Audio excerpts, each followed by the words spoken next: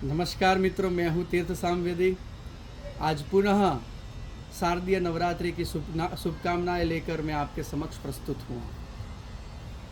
मित्रों, सज्जनों, बंधुओं, माताओं, बहनों, सभी को, वडिल वृद्ध, सभी आत्मजन और स्नेही, सगे संबंधी एवं मेरे जितने भी फॉलोअर्स हैं सभी को इस शारदीय नवरात्रि की हार्दिक शुभकामनाएं, शुभेच्छाएं एवं बधाइयाँ। मित्रों, आश्विनीय नवरात्रि, शारदीय नवरात्रि, गर्भोत्सव, महोत्सव एवं आनंदोत्सव यानी कि आराधना, पूजा एवं भगवान भगवती आदिशक्ति महाकाली, महालक्ष्मी एवं महासरस्वती का त्रिगुणात्मिका का जो दुर्लभ स्वरूप है चंडिका का, वो आद्यशक्ति का, ये सबसे बड़ा नवरात्र है, सबसे महत्वपूर्ण नवरात्र है। नवरात्र यानी 9 दिनों की साधना, 9 दिनों की तपस्या, 9 दिनों की पूजा अर्चना एवं समर्पण भावना,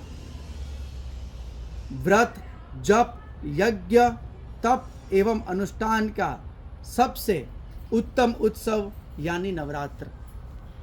मित्रों,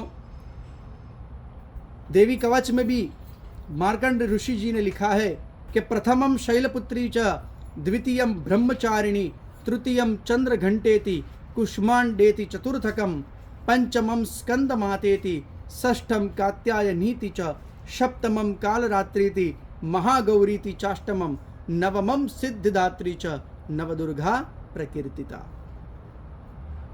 यानी कि 9 दुर्गा, 9 शक्ति, 9 शक्ति महत्वपूर्ण हमारे इस संसार में 9 भूमिका के रूप में अर्पित है। मित्रों, शारदीय नवरात्र में घट स्थापना करके झवेरा का स्थापन यानी कि प्रकृति की पूजा, नेचर की पूजा है, संसार की पूजा है।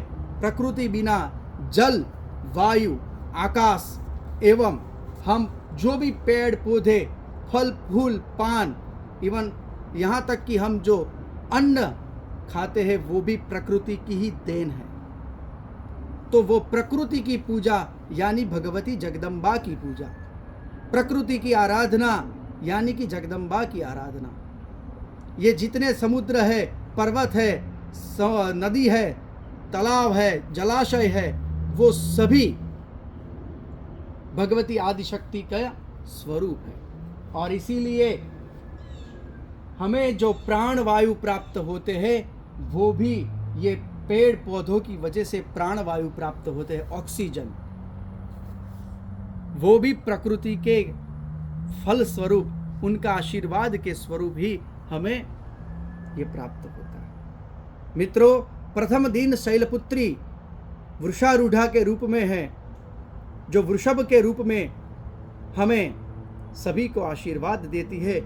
जैसे माँ भगवती उमा का स्वरूप, उमिया का स्वरूप भी वृषारूढ़ा है।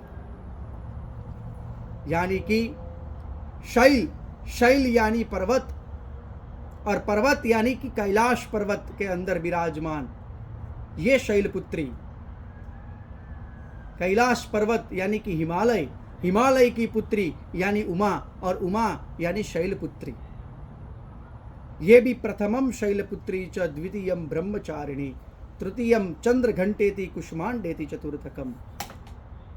9 दुर्गा, 9 शक्ति, और प्रत्येक दिन में एक शक्ति की पूजा है। एक शक्ति 9 दिन तक प्रत्येक एक एक शक्ति की पूजा हम ये प्रकृति के रूप में करते हैं। और भगवती आदिशक्ति के पूजा के स्वरूप में भी भिन्नता है, प्रकार है, और काफी सारे भगवान के चरित्र है, उनमें मूल स्वरूप तो शक्ति है। अतः आदि गुरु शंकराचार्य भी ये कहते हैं कि शिव भी अगर शक्तिमान है तो वो पार्वती यानी कि सती का स्वरूप, यानी कि दुर्गा यानी कि चंडिका का स्वरूप, जो चंडिका है उसका जो स्वरूप है वही स्वरूप की शक्ति की देन भगवान शिव है, क्योंकि शिव का जो रसवई है पीछे वो शक्ति की देन है। अगर वो रसवई नहीं होता तो शिव की जगह हम शव बोलते। शव यानी लाश, और लाश में कभी प्राण नहीं होते, उनमें कभी शक्ति नहीं होती। तो ये आराधना का उत्सव, कन्या पूजन का उत्सव, कन्याओं को खीर खिलाने का ये महोत्सव, और कन्याओं का गंधाक्षत से पूजन करके, उन कन्याओं का पैर धो के पूजा करके उनका आशीर्वाद ग्रहण करने का ये अवसर है। गर्भ उत्सव यानी कि भगवती के आगे नृत्य उत्सव है। सबसे बड़ा नृत्य उत्सव यानी शारदीय नवरात्रि। पूरे विश्व और पूरे संसार में ये कहीं दुर्लभता नहीं दिखेगी। और इसीलिए मानो गरबो गाવાનું एक मन था कि माए गरबो हो माए गरबो, माए गरबो कोराव्यो गगन गोख मारे, माए गरबो कोरायो गगन गोख मारे। ए गब्बरना गोखमा आरासुर अंबाजी आदिशक्ति चंडिका का मुख्य, जहाँ मुख्य शक्तिपीठ जो अंबाजी है गुजरात के अंदर, वो अंबाजी जहाँ गब्बर के ऊपर माँ भगवती का हृदय, जो मुख्य 51 शक्तिपीठ है 51, उसमें से जो हृदय है वो अंबाजी में जाके गिरा है। इसीलिए मुख्य शक्तिपीठ अंबाजी शक्तिपीठ है। कहाँ? क्योंकि हमारे शरीर में मुख्य अगर कोई चीज़ है तो वो हृदय है, और बिना हृदय से कभी कोई शरीर धबकता नहीं है।